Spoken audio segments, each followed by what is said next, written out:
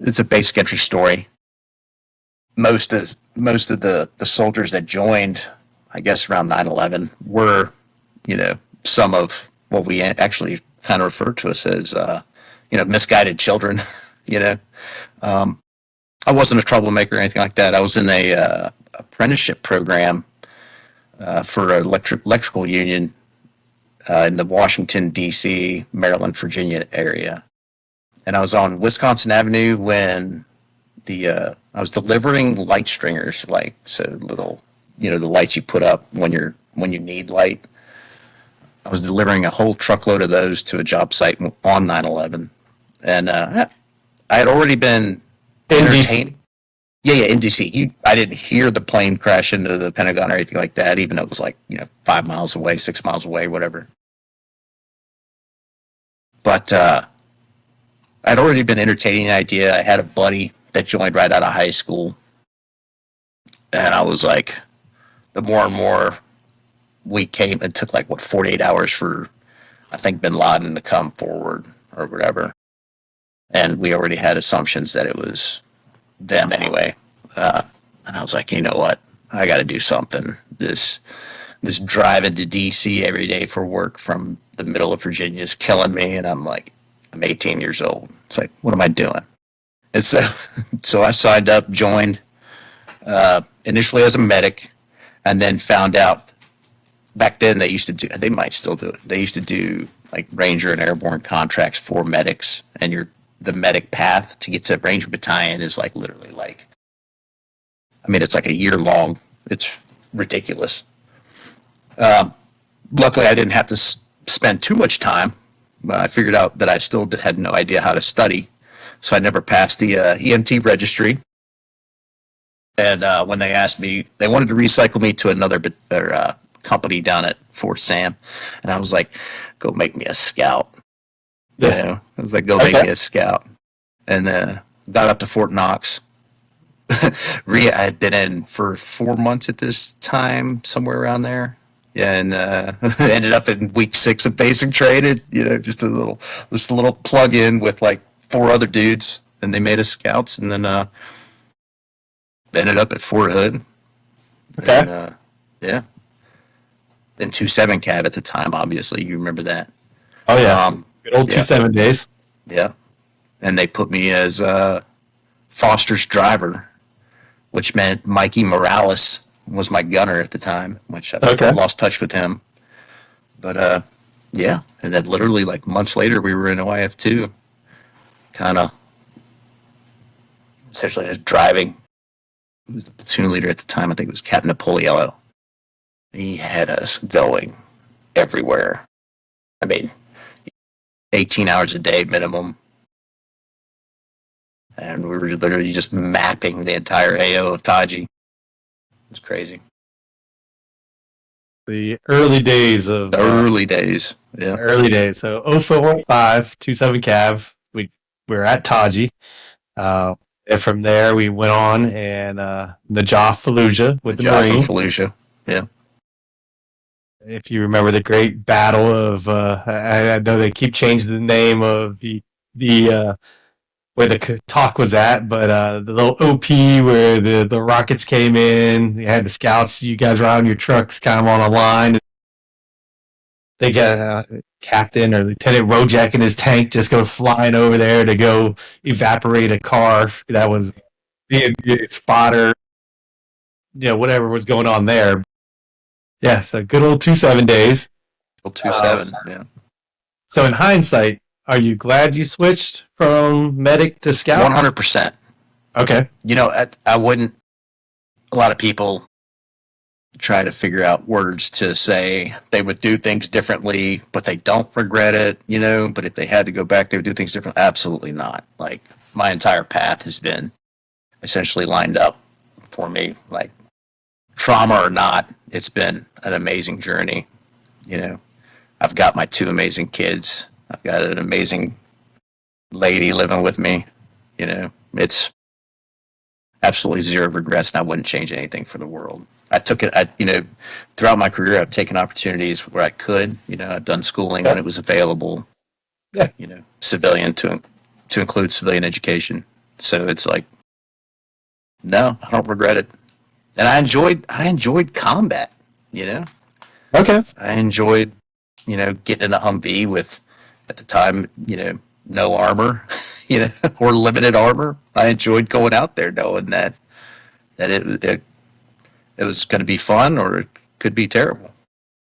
Yeah, and like talking about the difference of those two deployments, this what we're talking about right now, OIF 452, where the time frame, they're always kind of going back and forth.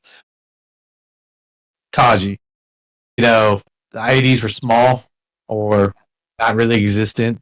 They were often missed, or it was a different time frame. And like you said, you went out. I mean, I don't think we got up armor Humvees till what, the last quarter of that deployment. We got ours first, I think. It was us and the mortars got, I think, the first up armored Humvees. I think we got ours in July. But you remember they were doing those like makeshift where they like armored door. Yep. And the AC unit, the red yeah. over. Dude, that AC, like, that was just so much abuse on those Humvees, like the sandbags and the Kevlar blankets and all that. Like, I would have been happier just running, no doors at that time until they gave us the 14s, the first generation of the up armored Humvees. Those things had the engine upgrades, the transmission upgrades, the suspension upgrades, and they hauled ass. Oh, going down. I'm trying to remember some of those. MSR Tampa. There we go. We had Tampa. Zip it up and down Tampa. Go do some of those key leader engagements. But yeah, so going from OIF to Taji, yeah, there was Najaf, there was Fallujah, but that was a whole different type of conflict, or that was a weapons free. The city was surrounded. It was like I think it was Larry the Cable Guy, or one of those four, redneck comedians. They had this thing, or no, it was Jeff Foxworthy, like talking about Walmart. They ring the bell, ding, beat your kids. Like that was Najaf and Fallujah. We just went in there and educated them. Then we fast forward. Yeah, fast forward to Baqubah, 06. Yeah. Isle of Providence, and the different experience. Yeah.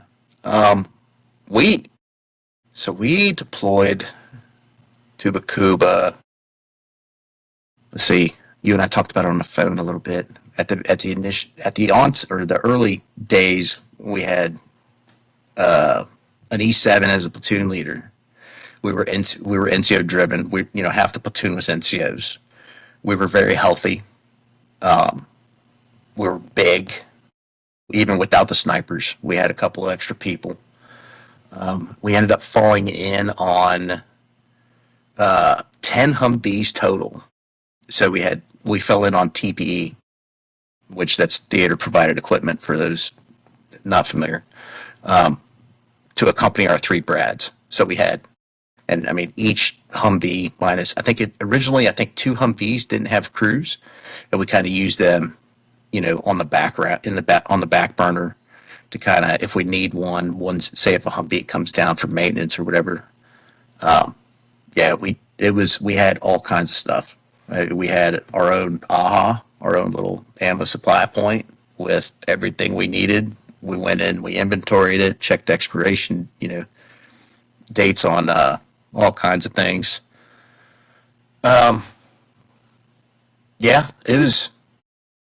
was big, but we knew in Kuwait, because we didn't know initially where we were going, right? I don't know if you remember that.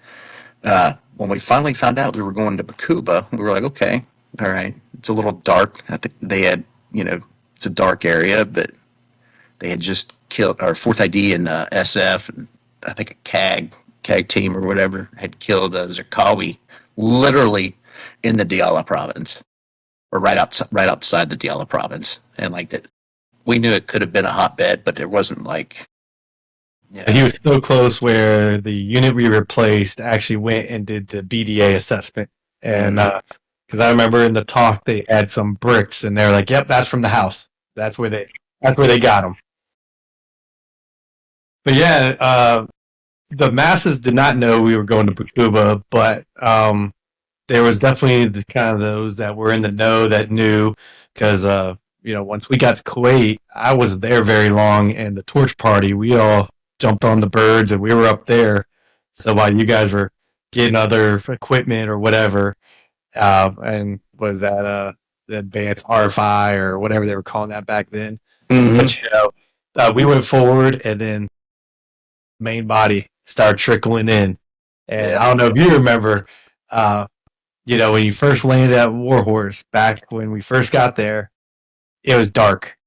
It was like dark. There was nothing there. And I just remember looking around like, what the hell? Where are we? You took that little hop from Andicon to the Warhorse, and then it was like, whoa. Yeah, it was crazy. We were received really well. I don't remember if it was an engineer. So our the first company that was we were essentially OpCon to was War Dog, the engineer company. But the company we replaced, I don't remember if they were the engineer company, battalion engineer company, or if they were one of the tank companies. I don't remember exactly, but I don't remember either.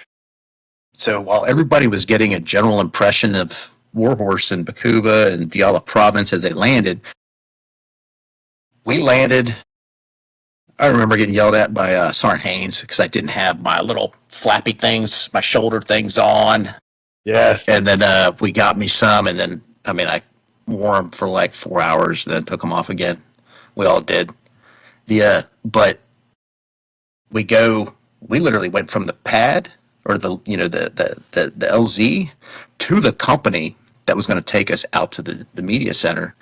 And I looked up on this on their back deck, before the buildings burned down or whatever. But yeah, before the fire. I looked at the back deck and I was like, Reese? It was a buddy of mine, literally a roommate. Junior year, my parents sent me to military school for, they didn't know what to do with me. And my roommate was this guy, Reese. And I looked and I was like, I hadn't seen him since I was a junior in high school. So it'd been like 6 years or 7 years or whatever. And he was a VMI grad. He went to VMI. And I was like, Reese? He's just a butter bar lieutenant, FSO. And everybody looks at me like I'm some kind of moron for calling him by his name. Like, what's going on here? And he goes, Jeremy? And I was like, bro. And I freaking just ran up and we hugged. Everybody was like, what's going on? Yeah. And I was like, no, we were childhood buds, So small world. Yeah, we weren't at Warhorse long. We were maybe there like 2 hours, and then we were on our way down Detroit to the media center. And so it was quick, fast, and in a hurry. And I think that's a great. It shows how big the scouts were, because you were a platoon-sized element, and you became landowners. Mm-hmm. It also shows you how stretched thin we were as a battalion. Scouts, instead of doing a scout mission or something else, because we were doing stability operations, they made you a landowner, and you were guarding a very important part of the infrastructure. Yeah, I wish some of the, because I call them the new generation within the platoon, the guys that weren't in 2-7 during the reflag and all that, the guys that were less than a year in the Army or whatever. I wish I could have explained it to them at the time, how important that media center was, because it didn't feel like it. It just felt like a patrol base. But a very rough patrol base. Yeah. You guys were way out there on your own. No one was getting there quickly unless you had a helicopter. Yeah, exactly. We owned everything down to the 00 grid line, and I think Diyala Media Center was at the 19 or the 20, somewhere in there on Route Detroit, because Detroit ran north-south from ASR Taco all the way down to the 00. And I think it petered out and went into Baghdad, but it was like fields and field roads and all that. Nope. Never. Yeah. But, just to take a step back, what you were just saying about being able to tell the younger soldiers the importance, that's something we learn in hindsight. And in general, that's just something I don't think we were taught very well. And that was just to be able to communicate the why. And, as you and I have grown older and now both retired, we know the newer soldiers are even worse about that. They need the why, because if you don't get the why, they're just they just don't do well. And what I have learned, being a counselor at when I was at the veteran centric rehab facility, a lot of service members really struggle with, why was I in Iraq? Why was I in Afghanistan? And that's because their leadership just never really explained the importance of their mission. Mm-hmm. Yeah. Yeah. It's funny you bring that up. The biggest thing I don't think I even understood it when we were in Diyala, but I think somewhere between Diyala and the Kiara deployment, or New Dawn, or whatever. Actually, I don't think Kiara was quite New Dawn, but somewhere in there, like, I understood that we were there to enforce policy, and that's why we have voters. That's why we're we're used to be I guess a democratic republic, but, like, you're not there for an opinion. You chose to do this job, and you're there to do your job well. And 80% of your job is doing what you're told. Opinions aside. We're not the policymakers. I think, and this was, a few years ago, we were still in, but this was when the Secretary of Defense, old General Mattis, Mad I Dog. remember, yes, the Mad Dog, Chaos 6. He had a great quote. He was overseas, and there was, of course, turmoil here in the States, and he was telling everybody, hey, that's not our job. We are here. We are forward. We enforce the policies of our nation. We defend the nation. And that's another one of those things that, just that, yeah, you signed to serve. We're not policymakers. We're the policy enforcers. Mm-hmm. Yep. And do it well. Yes. So there you are, just getting in the theater, rushed out to the Diala Media Center, the DMC, as some people will abbreviate it in some of these other conversations. First couple weeks, what's going on? What's going on out there? Oh, we did our left seat and right seat rides. Our right seat was extremely short. I don't even know if we did a right seat, because our left seat, I wish for the life of me I could remember the platoon leader and the guys' names for the platoon we relieved. I know we're not going to talk about the battalion we relieved, No. but that scout platoon was gold. Like, they were workers, and they had their own, KIAs, wounded, but they stayed behind, like, longer than anybody else. They literally, essentially, carried us all the way through, because it's like 3 weeks of left seat, and then 10 days of left seat, 10 days of right seat. They literally stayed, like, they kept four leaders, and they literally stayed all the way up to the end. And then after that, it was on us. It was all ours. I forget how many square kilometers it was. It was over 100. I know that. It was like it was like just under 200 square kilometers from Taco, inside Taco. This would be, this would be Taco, and this would be Detroit. Everything in this area was like 200 square kilometers, and it was one platoon.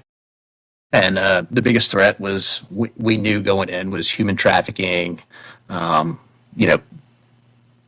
logistics for fighters, or had used to have been, the logistics support routes for, the fighters in town, and all that. So, unspoken kind of enemy at the time, or, well, it was spoken, but no one could prove it, was the supporter a little further to the west that, 6'9's Cav was on the border. You had Iran right there. mm-hmm. And there was always the assumption or the ideas that, they were providing logistics, people were moving across, dial up, the breadbasket of Iraq, and you guys were kind of that blocking force out there. Hold the media center, and then try to stop some of these supplies from getting smuggled in. Yep. For the East. Yeah, I remember. East, sorry. Yeah. But yeah, it was. We had 573rd out there with us, talking about outliers. Covering, big ground. 573rd was part of Task Force Grey Wolf or whatever we called it. I don't remember. But they had a troop in Asada. Then we had the Kurds immediately to our east, off of ASR Taco. I forget the name of that town. But they were the Kurdish IA, so we knew they were. At the time we were like, yeah, they're reliable. Like this is safe. And they didn't mess around. But yeah, I think our biggest. We did not hit the road as hard as we did when we first got to OIF2. Like I think we were. Once we got our shoes, we were gone, in OIF2 and Taji. Like we were just gone and circulating, like nonstop. Naming roads, circulating. We would do one patrol a day, and it was very deliberate.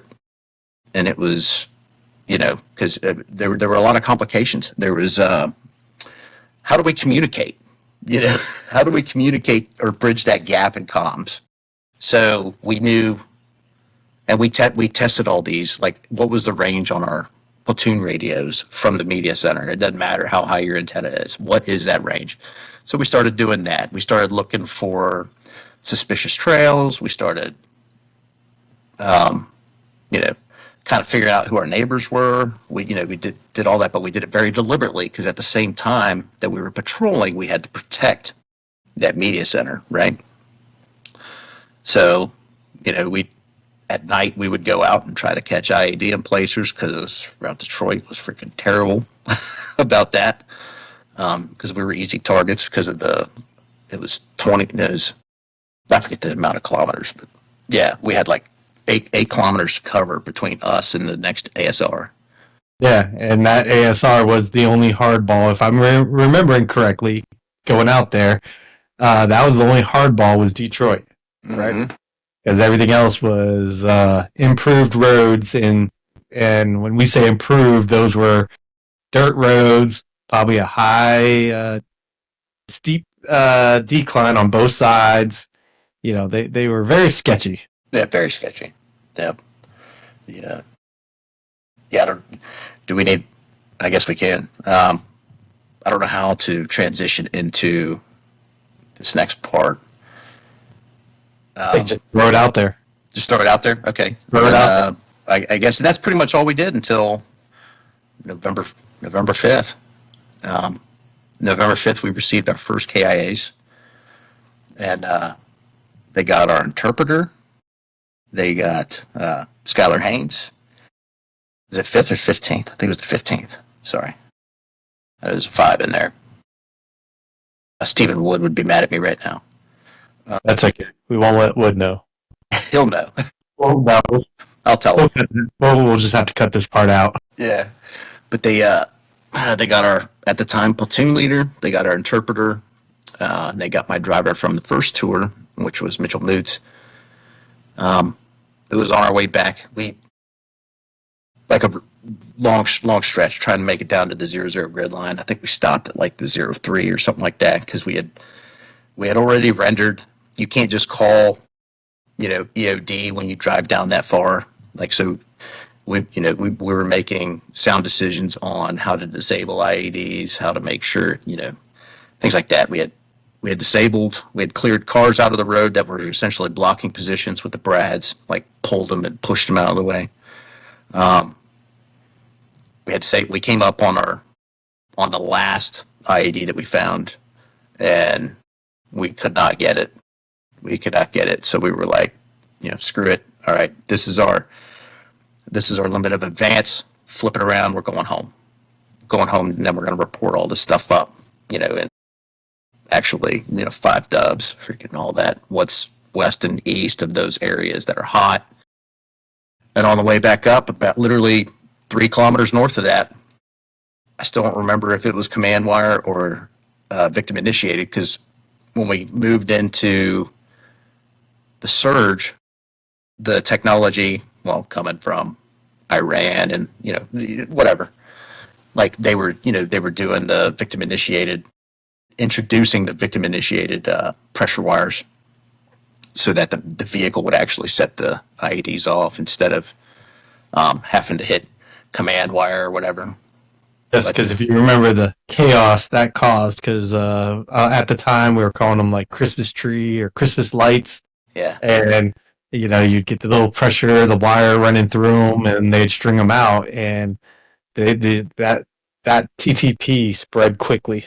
Mm-hmm. It was everywhere. We ran across 2 different, speaking of pressure debt, we ran across two different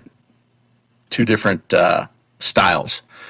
One was where you had to crush it to complete the loop. Oh, you had to crush all of them, and then we also came across where they would take screws and then they would wrap the wires around the screws and then tape them. And then you'd have like a 4-inch gap, and there'd be another screw, and they would run the wires around, tape them. And then there were the ones that were obviously open circuit, What's funny is I actually used that information later at Bliss, playing Op 4. We had a contractor that came in with like an old retired FBI guy and an old Ranger, and they bought us whatever we needed. And I taught guys how to create those IEDs for the Blue 4. Yeah, crazy. But it's crazy, but it was effective. It was efficient. I mean, we always used to talk about in OIF too. I mean, especially then later with this deployment now that we are both on. You take $20 worth of crap from the hardware store plus some ordnance or some homemade explosives, and you're defeating a multi-million-dollar vehicle. I mean, yeah, it's crazy. So there you guys are, returning to base. Yep, RTBN. There's a little, there was a little discoloration in the road. It was there when we passed. We took the same route around it. Did all the things. Then it took out Grutzner's truck. It literally flipped it end over end and sideways. And we found out, weeks later that it was when they finally got down there to do the PBA or the post blast analysis, that it was AT mines stacked, double or triple stacked. Or sorry, it was either AT mine stacked or it was a Russian artillery shell buried nose down. Because what that would do, with the nose being buried down, it would literally turn the butt, of the projectile into the projectile. And but based off of what I saw on the truck, it didn't look like there had been. Obviously, there was a lot of penetration in the back of the truck, but I think the thing that killed Haynes and the interpreter were literally just a sheer, concussive force. I mean, you can't. And talking to VA providers when I was going through the process, they're like, "Have you ever experienced a concussion?" And I'm like, "Yes." And they're like, "Can you describe one?" I'm like, "Okay, I described another," which is, I described one from a later period during the deployment. Like even they were probably about 75 meters behind me and I felt it. You know what I mean? Yeah, you remember that, all that stuff. So we dealt with that. We ended up, I forget War Dog 9's name escapes the life of me, or it's escaping me for the moment. But I remember Tordokas was his ops guy, and Sergeant Tordokas, his truck got hit by a Claymore variant on the way down, bringing the record to put Grutzner's truck on. Because we had to sit out there while the fire extinguished itself. Because once you catch aluminum and all that stuff on fire, it's just burning. But yeah, went up, did our hero flight. Good old Twardocas. I think First Sergeant robbed everybody's vehicle, on the line behind the company CPs of fire extinguishers. And of course, by the time Oh, yeah, I mean, I think we passed the limits of being prosecuted for that. Yes. yeah, Uh, so going back, I mean, and we kind of talked about it, maybe it was before we really kind of kicked this thing off, and then also our conversation yesterday. Sergeant Haynes was like the glue that just brought everybody together. I mean, as you said, the misguided youth, he just grabbed everybody, pulled you in. It didn't matter. I mean, I was never really a scout or really a member of the scout platoon. but you were family. It was family. And it was like, hey, come on. And every time, that pre-train ups, hey, we're going to go do this. Hey, Martin, there's two guys. You guys want to come? You want to come? Let's go. So, I mean, but he was like that with the whole company. And when that, when the report came across the net, yeah, there was a lot of stealing of, or reacquiring, or just acquiring of fire extinguishers, throwing them into trucks and trying to get as much out there to get you guys back as possible. Yeah. I remember, I got a funny story. I always loved Skylar, obviously. I mean, everybody did. I don't know anybody that had a sore, spot for Skylar Montague Haynes from upstate New York. When we were outside in the Joff, this is jumping back to OF2, and her kid, he's this big. I'm burly, but I'm not big. He's my build, maybe a little bit skinnier, and he's like a foot taller. He's a mountain of a man. Everybody, that, but for whoever watches this, former infantry guy, break service, did some Peace Corps work, and then came back in. It's just crazy, man. Just very solid, nice guy. We're outside in the job. He's not wearing a shirt, and he's got this bush of chest hair, and he's laying on his cot, and he's eating the first, potato chips that he's had in, a month. It's just from the Marine Corps APHIS trailer that just pulled up at Fob Duke or whatever. And I was like, Sir Haynes, what are you doing? And we're all in good spirits. We just went through the job. Everybody was healthy. We're gambling and cards, and, doing all kinds of stuff. And I see him, he's eating chips, and he's dropping crumbs into his chest hair. And he's like trying to swipe it, but it's not going anywhere because he's got this massive bush, And so I go up, I'm like, Sergeant Haynes. I'm like, you need help with that? And I'm like getting on the cot with him, just being funny. And he's like, what are you doing? Get out of here. And he's like, get out of here. And I'm like, no, come here, let me help. And I was like, let me get those. And I was not huge back then. I was maybe, bigger than the average man, but the weight of both of us on his cot just went boom, just straight to the floor. And he wasn't even mad. He was just laughing. It was a good time. But yeah, he was a good platoon leader. He was. Yep. And obviously, Foster was the platoon sergeant, and I was his gunner. We got, I think it was probably like 2 weeks later, they sent Captain Miller down to the platoon, and we put him to work. Yeah.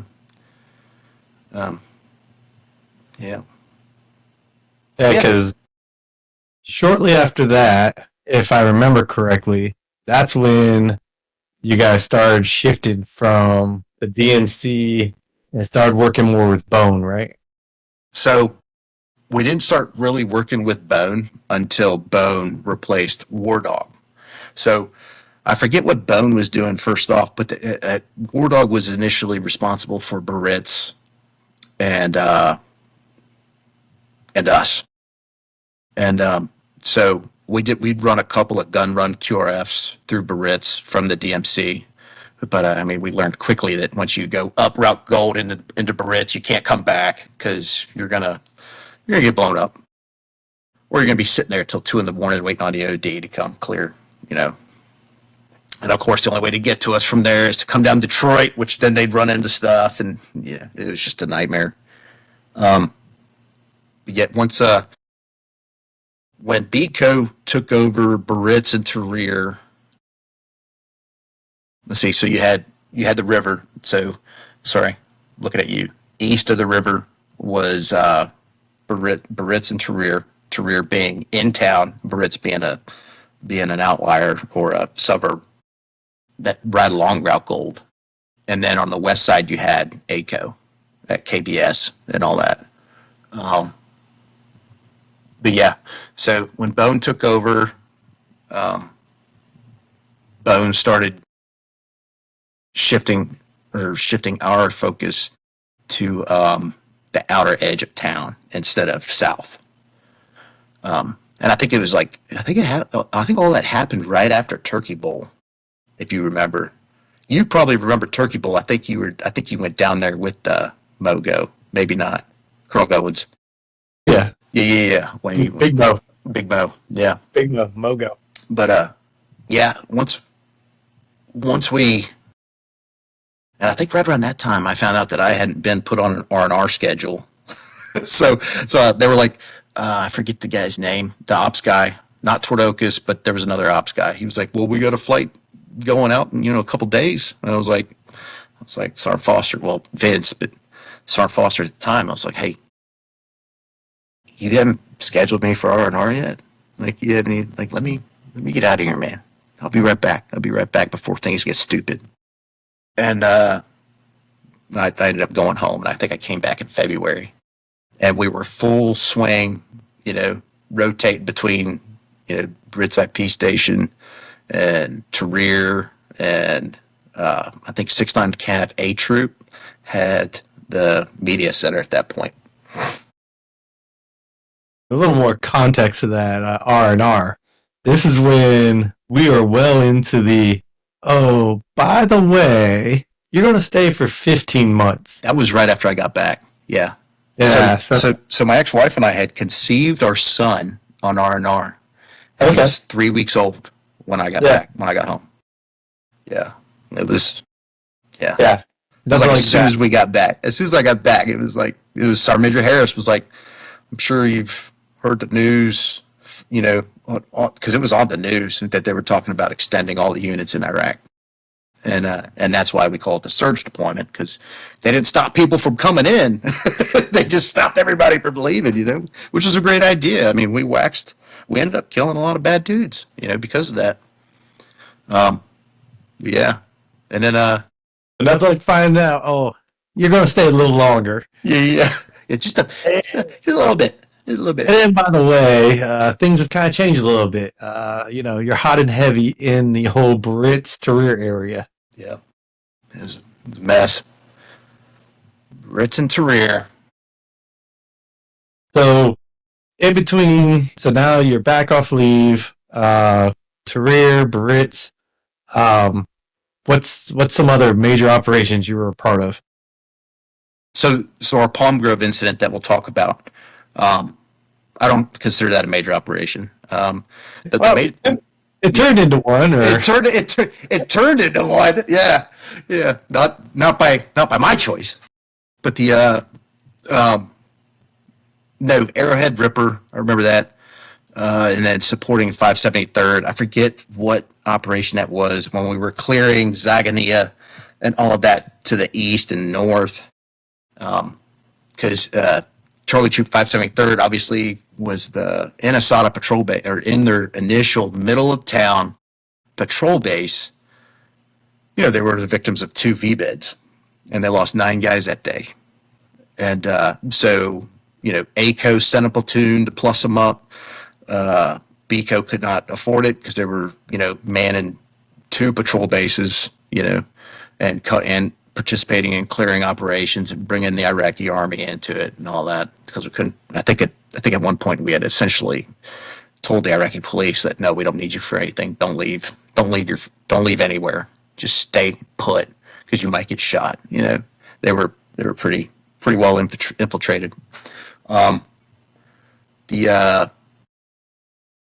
Asada patrol base. So my concussion story is the Asada patrol base, half the scout platoon, 2 Brads, 2 trucks.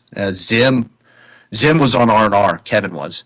So I was running his truck for him in his absence, a Mark 19 truck, a fun weapon to have in the Palm Groves.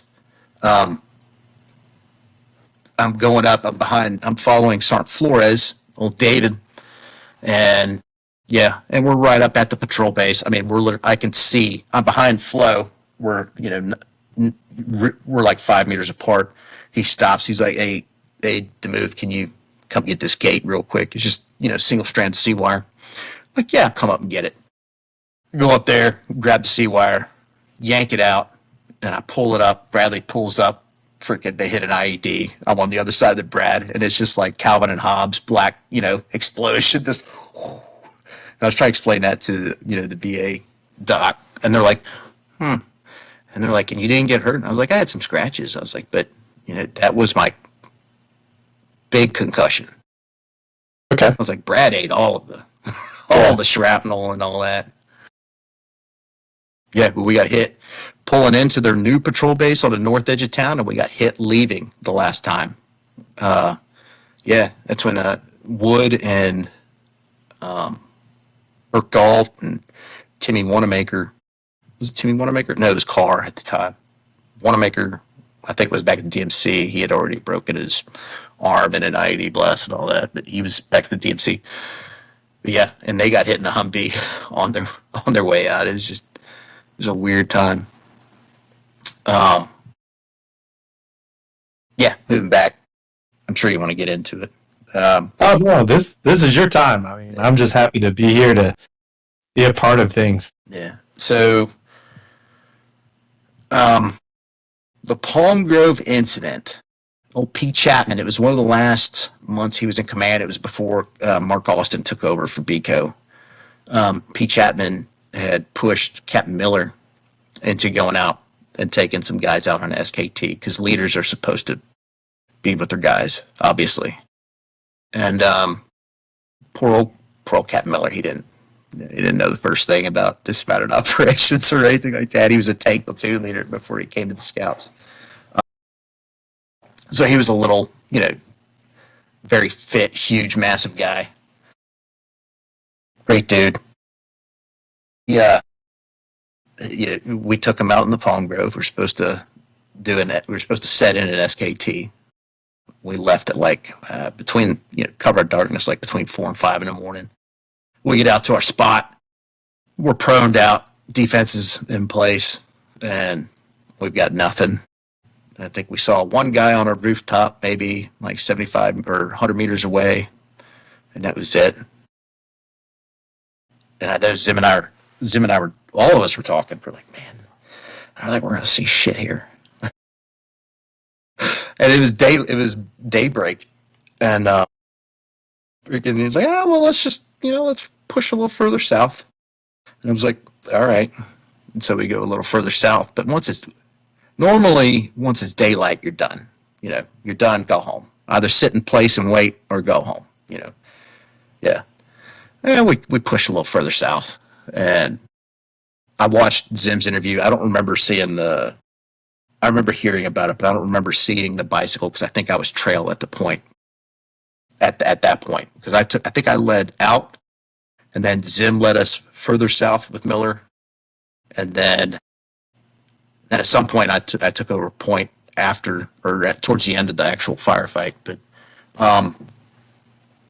the idea, after we did get compromised, I remember seeing an old lady, fully hijabby, full black everything, and we did exactly what everybody was saying. You just kind of wave. I was like, it's time to double back. I'm thinking, like, well, let's just we'll do a little bit more reconnaissance and see if the Brads can come get us. Because it was we're pushing further south, and yeah, we approached this intersection, and after reading or listening to the Zim interview, yeah, the way they did those fences, like, it's only barbed wire, which you can cut barbed wire, but they you know, at the time, like they set this barbed wire up so they can keep sheep in there. They can do, it's not just defensive, it's so they can keep goats, sheep, everything inside. They do these, they weave palm fronds in and out of the barbed wire. And you know, it's kind of like, I mean, it's weaving. So, and then it gets so tight, you can't cut the barbed wire. If you cut the barbed wire, the fence is fine. So, and of course, and once you're in contact, what do you have time for? You got time to, you know, move and shoot, you know, and communicate while running.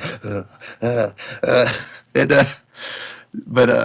then we get to this intersection and they opened up a PKC, and I think there was an AK further away, but no visual, no nothing. But these rounds, I mean, these rounds are like 3 feet off your head, you know, and you're just like, and, you know, near ambush, you take a knee and try to, you know, mass fire, you know, to prepare on an assault through. And I take a knee. I'm like, dude, there's nobody. Like, where are they?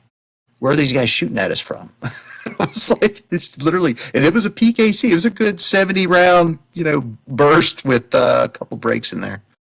And, but you're getting shot at, but you can't assault something you don't know where you're assaulting. Nope. And we were all like, so we end up bounded back, and yeah, I fell. Tim, thanks for bringing that up. That sounded like a glorious combat roll. It was so, you know, once the adrenaline hits, like you're moving, you don't feel anything. None of that happens. We bounded back another field. So these little fields are maybe 3/4 of an acre by by our standards, maybe 3/4 of an acre, and they're, you know, the average size. And we bound back to this next one. As I'm bounding, like I slip on some mud, eat the ground, and get back up. Poor Zim. Every time we get together, he's like, oh, dude, I thought you got hit. And I was like, no, just fell. And we get back, and we return fire with HEDP because we know, you know, what ranges the HEDP is going to impact. We know roughly what range they're engaging us from. At one point, we heard a mag change, and I was like, where is this guy? And we'd send a 40 mil right into that area. Yeah, and they were just like blind firing at us. And then, the interesting thing was there was a little lull when Zim Gromberg and Rogers were trying to get that long whip up. You can't get it through the canopy, but trying to get it as close to the canopy as possible, right? This bite, you know, we hear the bike coming, and we all say, screw that, and we set up. And, it was just two freaking dudes on a little motorbike, you know, and I was like, you shady motherfuckers, man. Like, and they were definitely within the right, you know, at that point. Like, we should have dumped them. But the powers that be, we didn't, or for whatever reason, we didn't. But it was my instinct to freaking dump them as they were coming up, because it literally, the firing had just ceased, and I was like, these guys are scouting, dude. They're enemy. Which, I mean, everybody in that palm grove was enemy at one point, and we take them, we flex cuff them, take them to the river.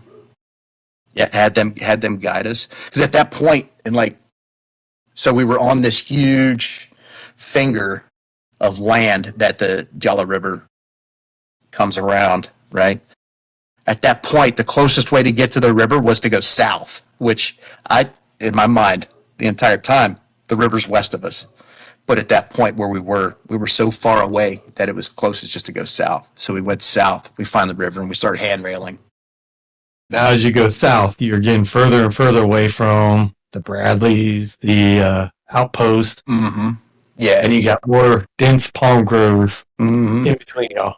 But that break, so there's so many good things that happen going south to the river.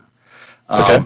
Like, one, we established comms. Two, you know, everybody heard us and realized that we had not sustained any casualties. we essentially, like, our adrenaline was wearing out because I think at this point we had been in it for like 30 minutes or so, and you're sustained firefight for that long, it kills you, unless it keeps going. Like once there's a lull, you're just like, whew, and you're just exhausted. You don't you don't get any energy until there's more adrenaline. And the weight we were carrying at the time, obviously, I know each of us was probably upwards of 280 pounds, at least.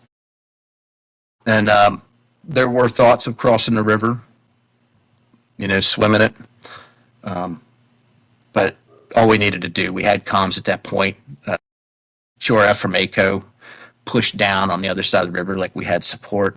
At that point, I was almost ready to get back into it with these clowns, but they didn't want it. They knew that the moment had passed. Yeah.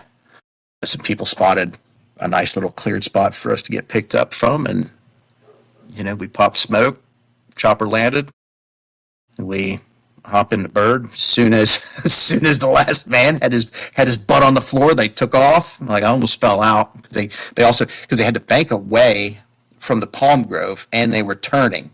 So, as they were, Zimmerman has that video of the helicopter of the Black Hawk taking off.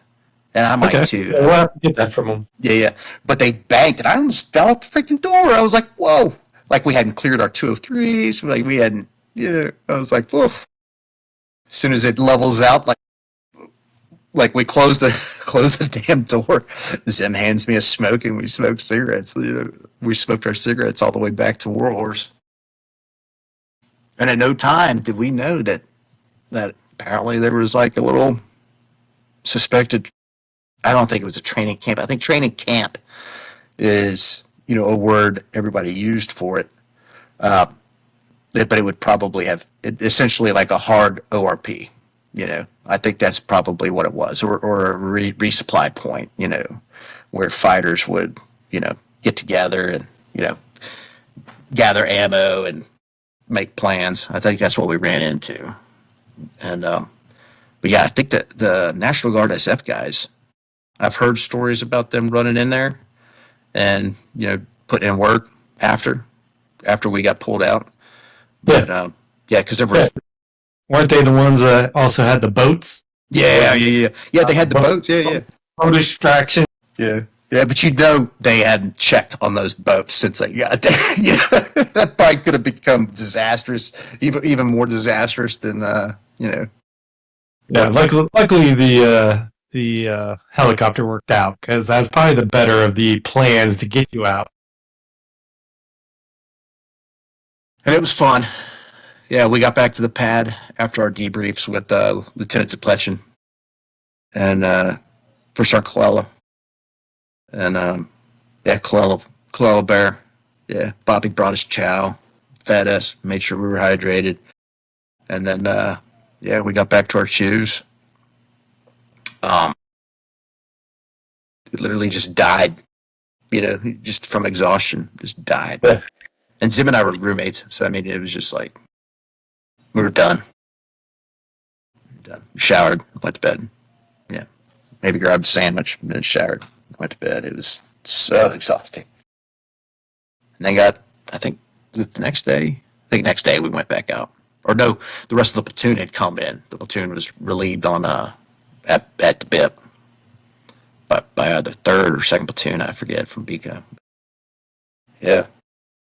It was a mess. It was a mess, but you guys, a rather large group, because you guys were a small group of guys.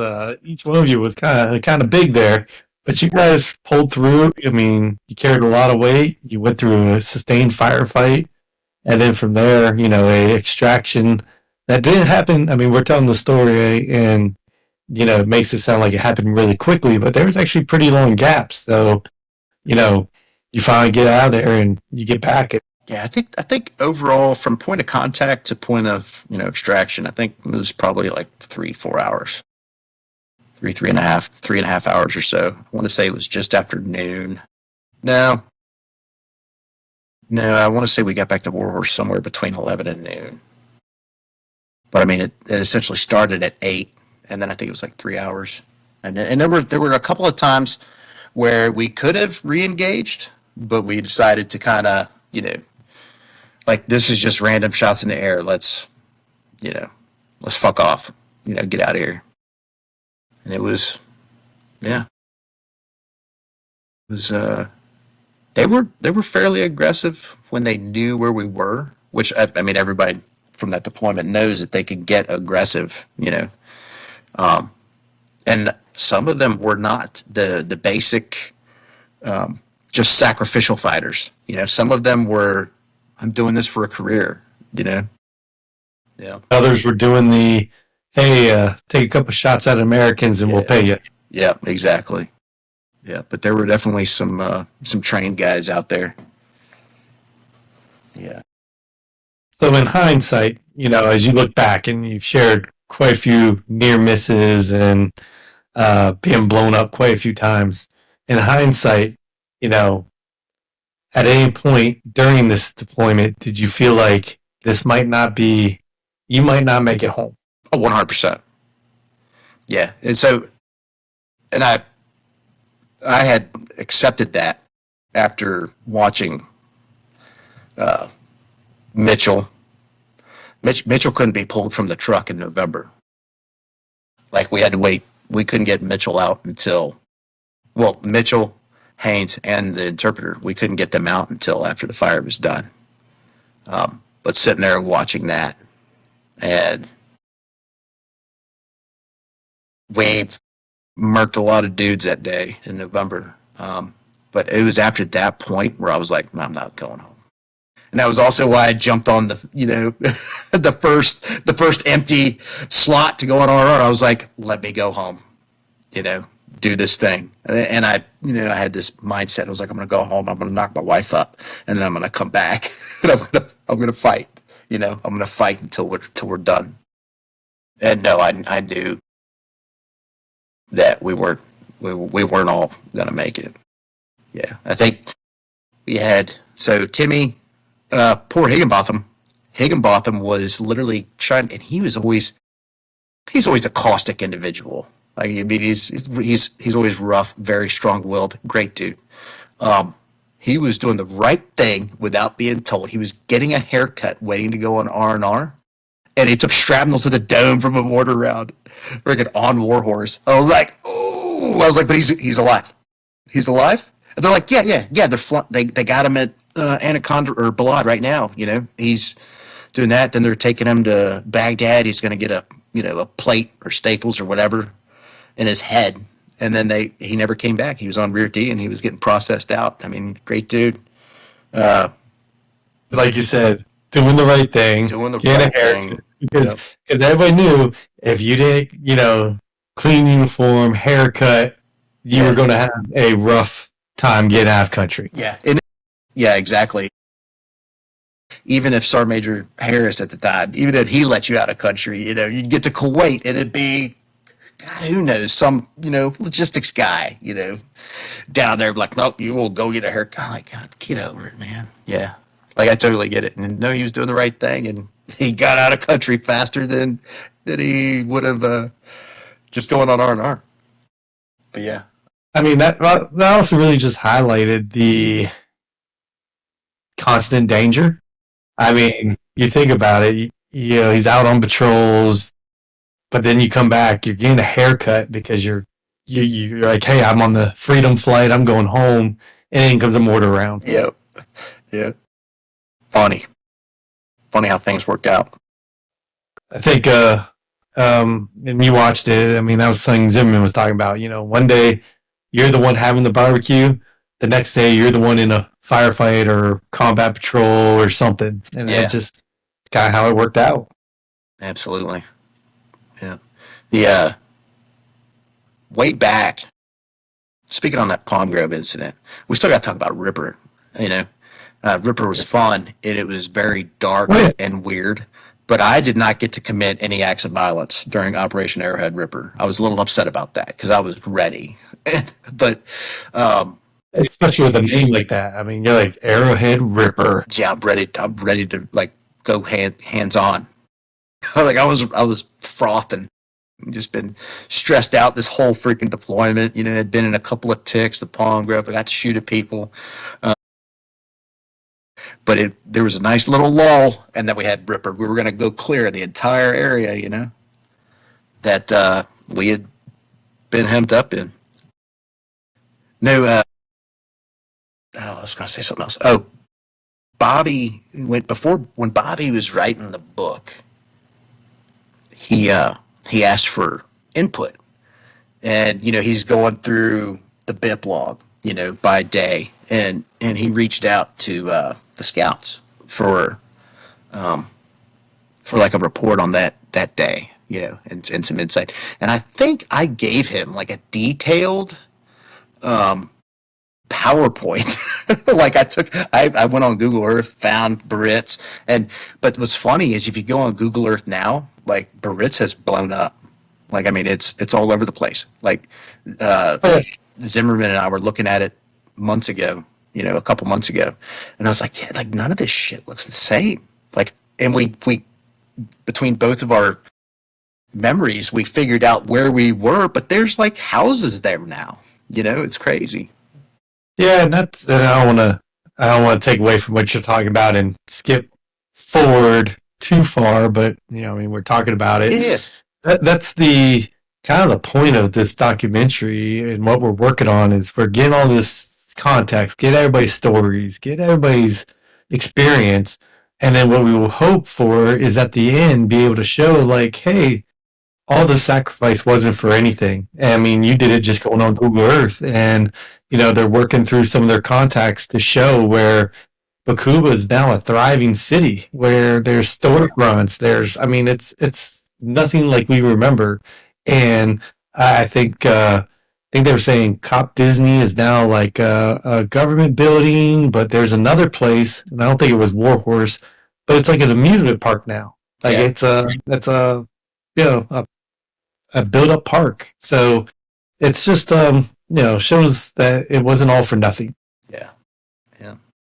Even if it's half of an honest attempt, like it's still there. Like there's another generation growing in that town that's experiencing better. Yeah, better than sure. What we saw. I mean, yeah, those little shitheads. When you had Baqubah that looked like a really bad mount site, half of it was abandoned, I remember one time we were coming back from Disney. We were going up to Warhorse from Disney. Rogers was my gunner at the time, but we were using my truck, which was a refurb truck. It had Claymore, IED damage on it, but it had new plastics and, new engine transmission, new glass. And poor Raj, like he's doing the dodge, as we're driving, some butthole is just shooting random shots at us as we're driving up towards Warhorse. And I was like, Roger, good, just stay low, man, just stay low. And he's like, wow.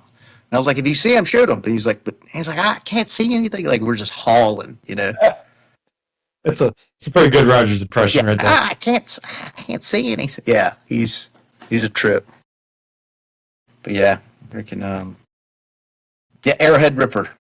Yeah, let's get to Arrowhead Ripper. So I think it was Pena Maestas, Parsons, Kudlow, and Zapata. So essentially 2 teams.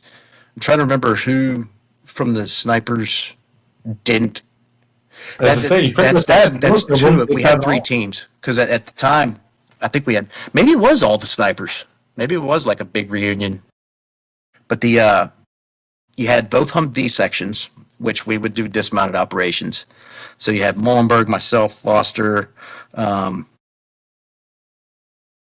Actually, I think it was just Bravo section and the snipers. We were literally essentially a containment force trying to we were trying to stay ahead of the operation along the river so that nobody, got out. And I know we were talking about, dropping bombs and stuff. I know there was an intersection that they cleared with ordnance. We were like 300 meters away from it. They're like, hey, get low. get low. So we had our rucks, because we're supposed to stay out there for like a week. And we had our rucks, and we're literally like stacking our rucks and getting down as low as we can. And those I think they were 250s, and we were probably more than 300 meters. It was probably we were probably like half a K, but they were dropping them on this intersection to literally just blow all the IEDs in place. And then they were bringing, log pack in. But that was a mess. Like I'd never heard or felt anything like that before in my life. They're like, yeah, just and besides the snipers falling, multiple times, which is always fun to watch, because they're usually at the time they were usually like carried everywhere and and placed, which is as they were supposed to, but then they were walking with us and they were falling just like us, and it was funny. We were negotiating some sketchy terrain along the river. I remember that. It was a mess. But yeah, dropping those, I guess there would have been JDAMs. Yeah. But yeah, carrying 5 gallons of water, plus ammo, and then another guy would carry food for everybody. It was a mess. You had to pack it in. Yep. They said, planning was for a week. Yeah.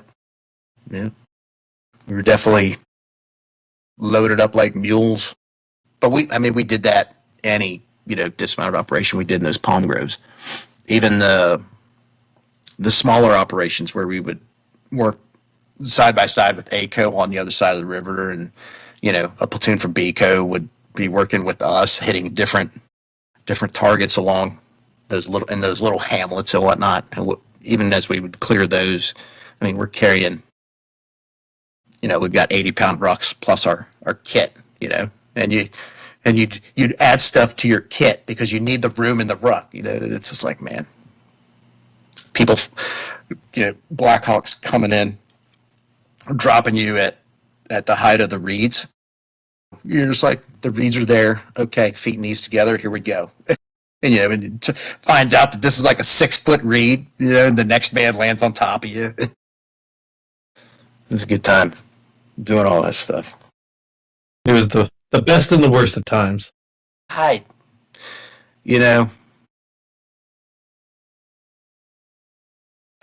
Minus the loss, because at the time, even the enemy loss. Well, you don't really think about the enemy loss as as sad, and that's usually laugh about it at the time, and you're aggressive, and the only time you actually get lost in thought is when you lose one of your own. I wouldn't take anything back. I loved every single minute of it. And when your question is, how did Baqubah affect me as a person or as a man, I think Baqubah helped a lot of us grow and understand reality. Like, because when you leave, if you can get past the struggles, the which I think a lot of us have fared pretty well. We talk together all the time. We've got a pretty close-knit group.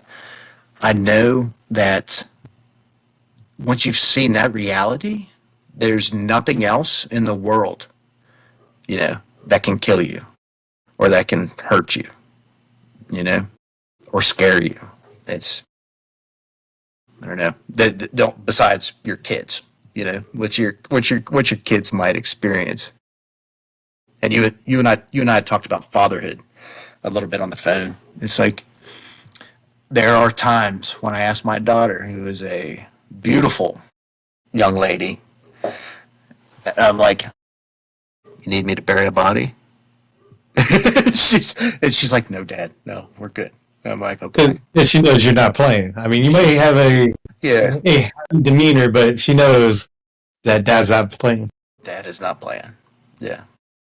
And it may not be in the literal sense, but do you need me to make somebody's life a miserable existence?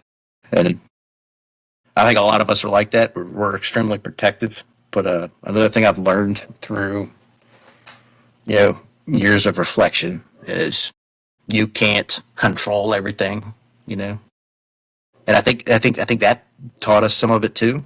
Like you can't control who gets lost, you know, or who you You lose. really can't. You could get the best intel, you can get the best briefs, you can have the best equipment, but at the end of the day, as the old cliche goes, the enemy gets a vote, Always. and then there's just the random things that just happen. I mean, yeah, it's war is truly chaos, and you can't control it. Yeah, it was funny. It was like Zim was talking about filling up the generator, and then literally an hour later, mortar round, direct impact. It's like, dude, it just happens. You Yeah, can't. I mean, if you look at the not just our unit history, but you just look at Iraq and how many stories could you pull out like that, where it's just that random thing that no one could ever expect or prepare for, and there you go. Yeah, I remember I think it was right after the generator incident.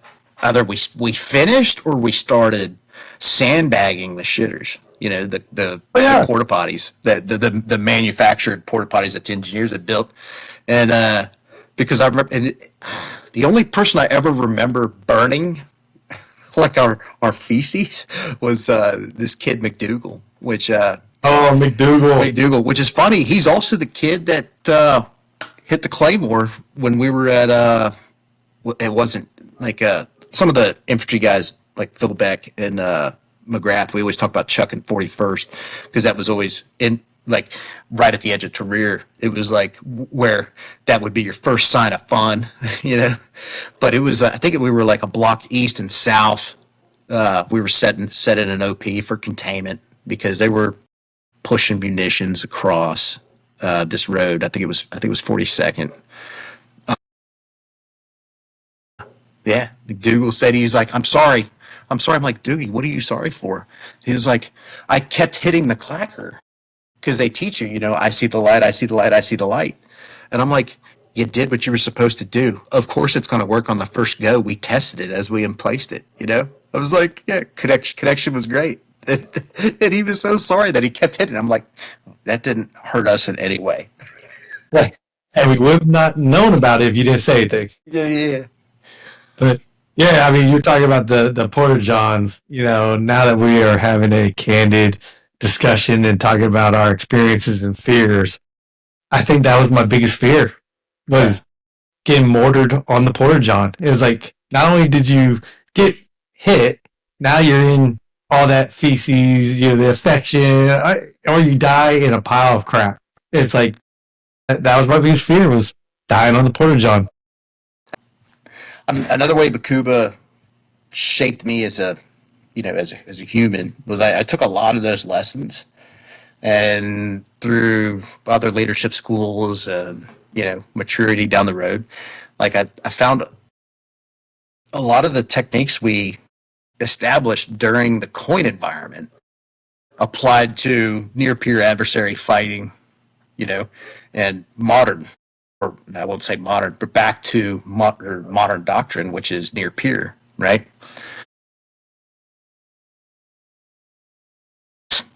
Like using the PAS 13 to verify what an ODS, red site, first gen FLIR sees. All that stuff. I mean, it all played a part. Getting back to those old skill sets and showing that they do connect. And I think we were talking about it maybe on the phone or just in general. It's the whole you use what you have. I mean, if you're not always going to get all this cool RFI, you're not going to get all this cool stuff. So you have to improvise. You have to use what you do have, and you have to train the people that are standing in front of you at that moment. That could be who you go to war with. Yeah, yeah. My time as a platoon sergeant, like talking about all that stuff. I was definitely an old man. I was the second oldest platoon sergeant in the squadron up in Colorado. Okay. But I was the senior platoon sergeant. So in a reconnaissance squadron, you have six scout platoons, two per troop, with a mortar section in each troop, and then you have a tank troop. yeah, a lot of those guys would be like, yeah, don't mess with Sergeant Demuth. He's an old man. Because you and I were talking about the younger generation earlier. Like they're smart. They would sometimes they wouldn't understand. Well, if I see this with a clue, why are you verifying with your Brad, or why are you asking me to look through the clue at something, that you're seeing with your Bradley, And I'm like, listen, guy, if this is an armor engagement, like I would much rather you fire that javelin at it, than me have to shoot a toe and stay locked on, because until we went radio guided. Once we went radio guided, you could essentially move a little bit easier. But I was like, I would much rather have different methods to engage a tank than just one Bradley, And, yeah, I mean the javelin. Yeah. I mean, look at what it's done in Ukraine. I mean, oh yeah. But the javelin's it's a great piece of equipment. Yeah. Or, like talking about camouflage, using camouflage. Like I get it, you can see the Bradley with the naked eye, or you can hear it. But using not just camouflage, but your terrain to break up your thermal signature. Like a lot of the kids, they didn't think about that stuff. I'm like, dude, I remember looking at dudes through a PAS 13 and trying to hit them with 50 cal, like in the middle of the night on Route Detroit. No thermals. It's got to be something cognizant that you think of. Or it's like, oh yeah, the Brad looks cool or whatever. I'm like, yeah, but what's your signature look like? And they'd be like, what signature? And then they'd go like this. Like they even knew how to write in cursive anyway, But they're like, what, like signature? I'm like, your freaking thermal signature, bro. Like, what's it look like? Take the time, glance at each other real quick. Tell each other you look stupid. Figure out where you need to be. But yeah, But like you said, they're very smart. They want to learn and they want to do well. Yes. And your time as a platoon sergeant, my time in command. Yeah. I learned that. I mean, sure, it could get frustrating. Always Yeah. you have to incorporate so many things, like the why. Put that why statement in there, but once you make those adjustments and you just make it a part of your battle rhythm, you see the change. And I don't think anyone really joins and says, "I just want to be a screw up." Yeah, no, I don't know, man. We had a kid that we didn't take with us to Baqubah, or we had two. That's a different story though. That's not something for the debrief because they weren't with us. They didn't. I mean, also let's look at the time difference. I mean, during OIF, OEF, the GWAT, our recruiting standards might have been a little different, and everybody got to join, and everybody got to play. We needed flesh. Yeah. Yeah. But yeah, crazy. Yeah. So, I know you made some notes. What other? Did you have anything else you didn't cover, or anything else you really wanted to share?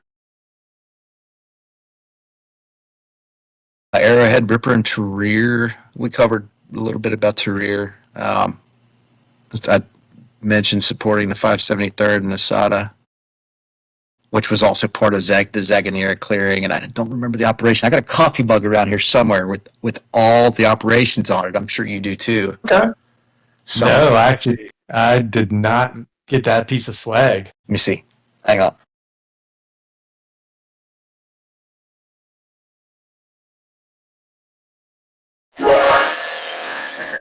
So he's back. Yeah. How? Oh, yeah. You're gonna have to send me a picture of that, but I could see it a little bit there. But that's pretty cool. Let's see. All right, it's yeah. And then on this side, it's just very simple. I forget where I got it from. I want to say we ordered them at the ball when we got home or something. Yeah, it's got swan dive. Okay. Yeah, that makes sense because I was gone. Because we could talk about that real quick. Our great redeployment. Yeah. But yeah, we redeployed. I was on trail. Got home. It was Christmas. My wife, she was back. She was actually going back to Korea. Then we had our block leave. And then basically what happens, the 4 wins. So I think I was only in the battalion like a month later. If I was gone, like what was that, February when we got back or March? But I was gone Trail. right after Block So Leave. you trail would have been March probably. So I think I was Yeah, back in January. yeah, I think, or maybe I even got back in December. So maybe February. Yeah. yeah. So once the battalion, we all came back off the Block Leave, I was gone. So that would make sense. You guys, having a ball and getting some swag, and that was a really cool cut, though. I mean, that's really cool. Which I think it was. I think the ball was like in April. Yeah. Which still you would have been gone, I guess. You remember Rashid 1, 2, and 3? Al Rashid? There's a lot of operation names that I don't remember, but when we start talking about parts of it, then it comes back, or then I'm like, yeah, okay, yeah. But I remember Wickersham briefly. There were 3 different Wickershams. And I think Neighborhood Watch was when we uh, initiated the local national forces. yeah, The the Sons of national Iraq. forces. Yeah, basically the militias, Yeah. like deputizing the militias or something like that, trying to make it more legit. I guess I guess a good way to try to wrap things up. I mean, we do a lot of good editing here, so we could just ramble too. But I guess a good way of trying to wrap things up would be, man, I had a good thought, just kind of left me. That happens. I know. I think it's getting worse too. Want to talk about That's the fatherhood worst. some more? We could do Ooh, that. fatherhood. Yeah. I don't think, yeah, I don't think, Relating fatherhood to combat or fatherhood to. yeah, yeah. Ooh. I know a lot of guys struggle. Okay. Yeah. Yeah. A lot of guys struggle. Oh. Yeah. With all that. But I think, like I said earlier, like coming out of that, well, not unscathed. Nobody came out unscathed, but coming out of that, like there's nothing to worry about, and you know that you have that ability to be that person. Um, I spent, shoot, let's see, so we got back in 2007, or sorry, 2008. So I feel like sometimes, I think the early years, my kids' early years, it was, I was always gone because I mean it didn't stop with the deployments. It's even recent, yeah, train ups, TDYs, and even during the week when I was home, I was gone at 5 in the morning or 5:30 in the morning, and I was back at like 8 o'clock at night some nights. But yeah, the coming out of that, like, and knowing what you're capable of as a human, like those kids, are very resilient. And the only thing you really got to do is you got to try to protect them, but essentially just be ready to help them, get back up. That's about it. The My kids are absolutely amazing. One is well, they're both physical specimens. I don't know. They didn't get it from me. It must be their mom. Yeah, my daughter Paige. I talked to her last weekend because her brother he stayed home last weekend. This weekend, she's staying home, so it kind of helps. Like me get one on one with with one of the two instead of trying to talk to both of them for 48 hours or whatever. Yeah, get that quality time and So he is like 150 pounds. He's a junior, which as a junior I was already 200 pounds. Yeah, but he's deadlifting like 315 pounds. He can squat 315 pounds. I'm like, where is this coming from? But yeah, no, they do pretty well. They they definitely reward me for I don't know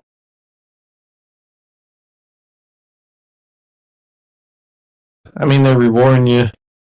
You're getting to see the fruits of that, your labor, towards them, and just making that time, making that effort, because it's not easy. I mean, you could very easily focus on your career or focus on something else where you still made the time, you're being present. As we grow older, retire, I mean, you're more present now probably than other times in their life. So Yeah. it doesn't make up for what you missed, but it does help. Yep. Yeah, so that thought was kind of came, or not kind of, the thought came back to me. So with all this that the Debrief project's doing, I know you and I have talked about mental health before, but you find value in like doing this remote debrief? Do you find value in sharing? Absolutely. Yeah, 100%. It's easier to do now, Okay.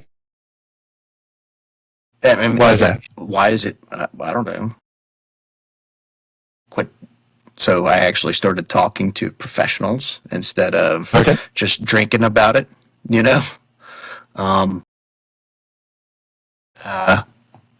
It's better to do it in this setting than 20 of us get together for a reunion or well, I mean, not the reunion, but like a funeral. Like when 20 of us show up to a funeral, that's probably not the best time, to be,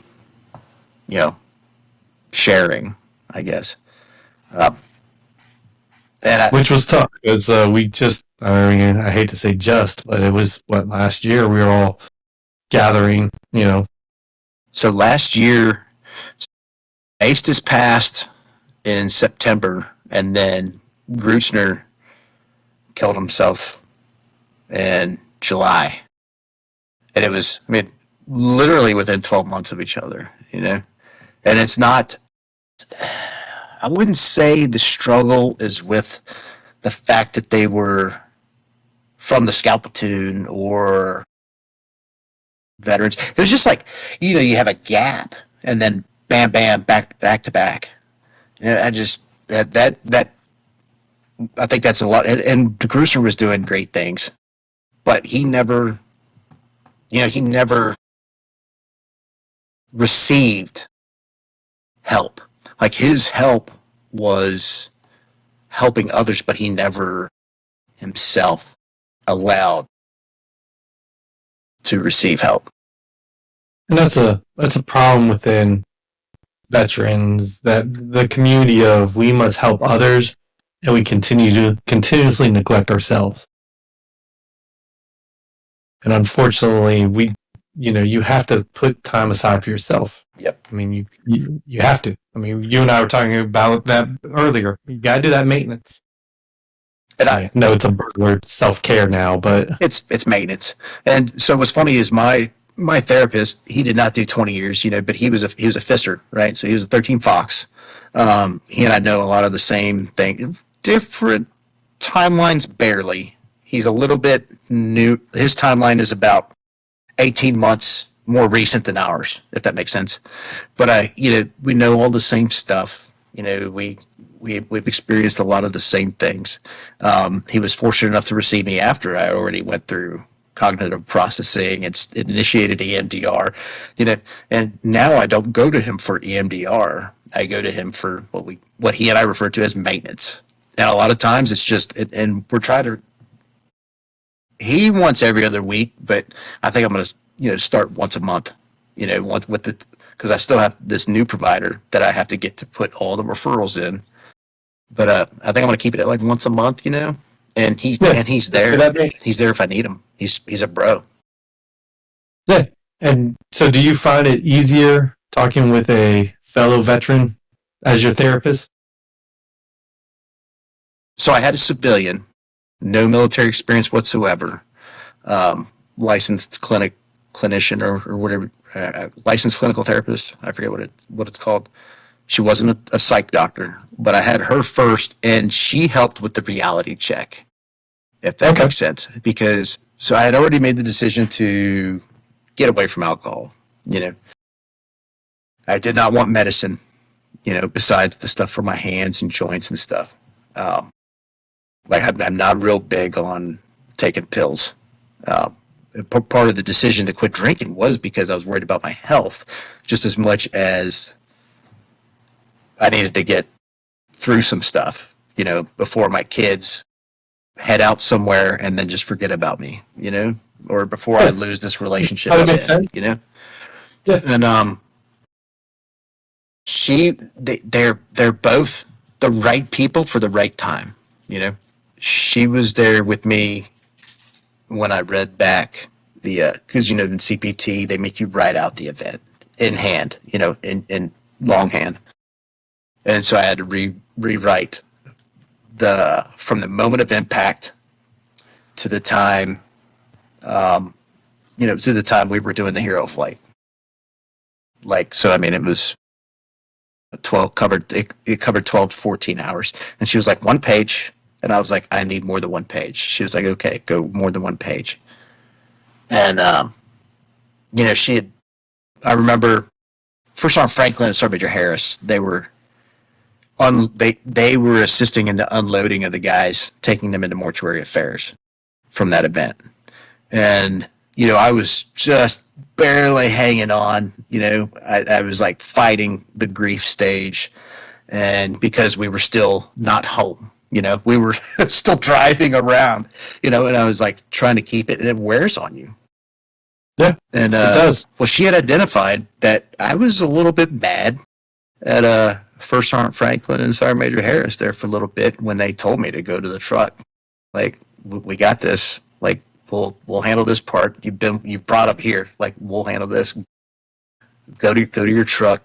Get some alone time. And I just went to the truck. And at the time, I thought I was grieving because I couldn't take the boys in.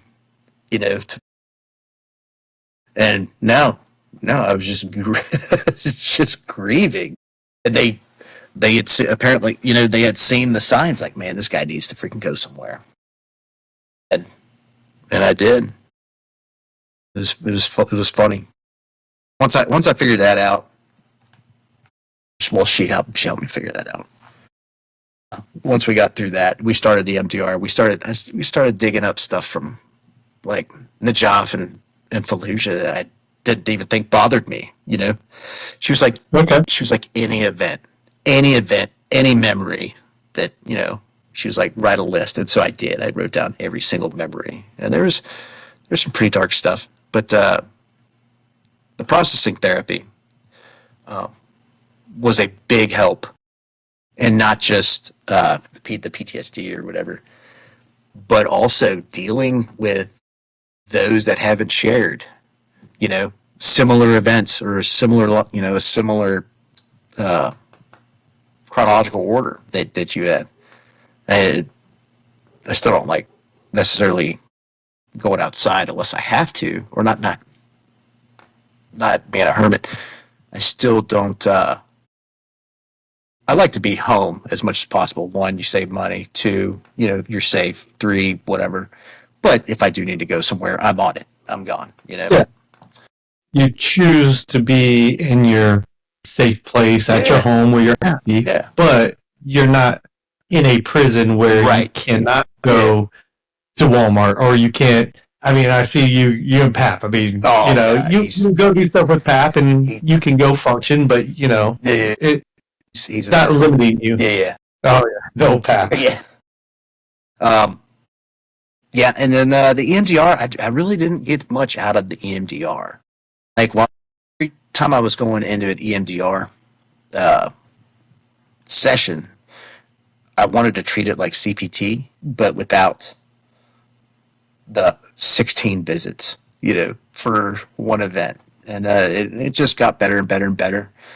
And then, the guy I see now, like, we're looking at Mavens, and I'm happy. Because what I'm taking from all this is a robust plan, and that's helped you to achieve a better life now. Yeah. Multiple different types of counseling, different therapy technique, and you're doing much better. Yeah. So that's great. It was aggressive, but I was like head down, straightforward. Like, I was like, this is something I need to get figured out before I'm stuck waiting in line at the VA. or driving to Temple, to the VA to handle. Because I don't know, a lot of us have already had VA appointments, and so have I, even though I'm sticking with TRICARE. But I don't want to spend a whole lot of time there yet, No, Yeah. I mean, yes. Here in San Antonio, we got the VA hospital, and yeah, I mean, you could walk those halls, and yeah, it's better to do the maintenance now before you're in there for the wrong reasons. Yeah. Yep.